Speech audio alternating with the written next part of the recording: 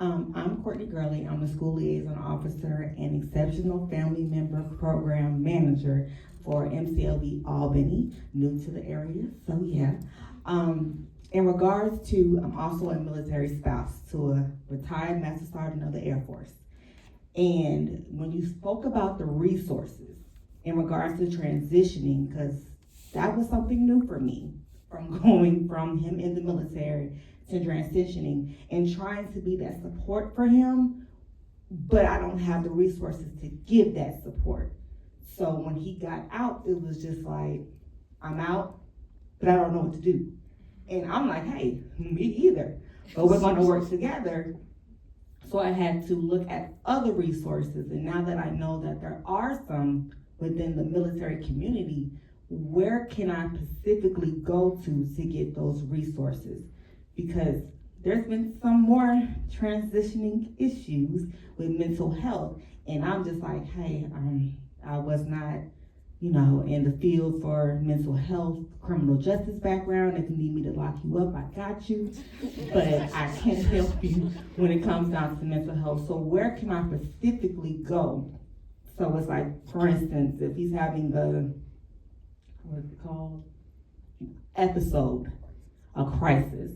Where can I go so I can be that support for my husband instead of trying to get other aspects where he will not open up? Has he filed a claim for hospital benefits? Is he with a VA hospital? Does he receive care there? Just general care even? He receives counseling. Okay. But pride is something big in his, he's prideful.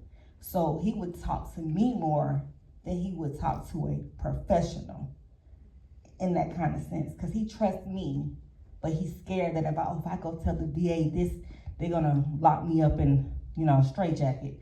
So I wanna be that support for my husband and get him to the point where he's comfortable to go to the professionals.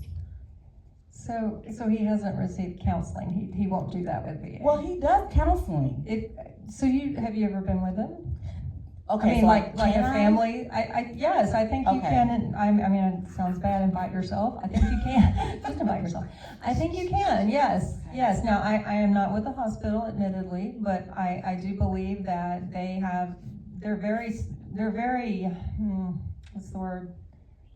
They want to be very proactive with mental health right now because they know there's a crisis out there and they're trying to be very proactive with it. So I can't imagine if a family member, would be, especially if the veteran concedes that, yes, this family member can be in there with me.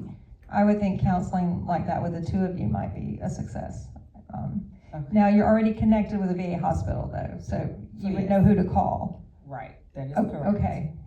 Because that's the first step, you gotta get connected with the hospital. So Yes. that's one step, you're already there.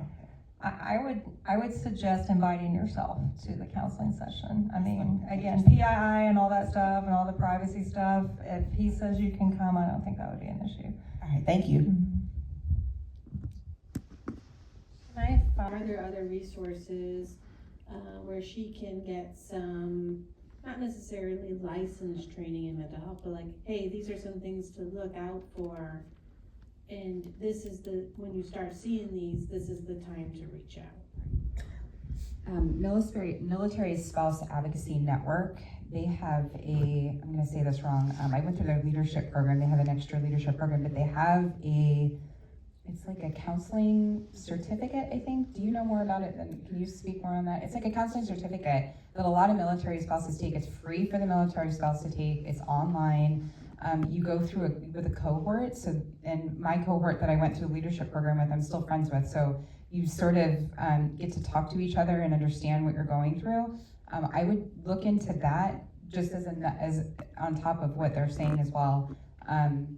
Because it doesn't make you a therapist, it doesn't make you a counselor, but it helps you work through the transition that you're going through, and then also the transition that your spouse is going through as well. I also think the VA hospital, again, if you connect with them, I think they do have courses. I don't know about all of them. Again, I'm not with the hospital piece of it, but I know they offer I've been in sessions where they'll offer things to the community if they're interested in coming to attend with mental health and things like that. And just a plug, if you're not connected with your state VA entity, so you have federal and then you got your state entity, the states offer a lot of different services and resources, and generally most states have them VSOs located at the county level.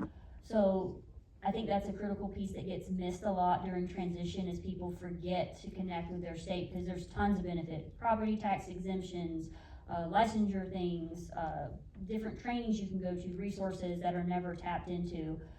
Also, some states have broader definitions of what a veteran is than we do at the federal level. So you may not qualify for federal benefits, but you may still qualify for state level benefits. That's usually for folks that separate versus retire, but that's another piece of advice that I would throw out, is make sure you're connected with both.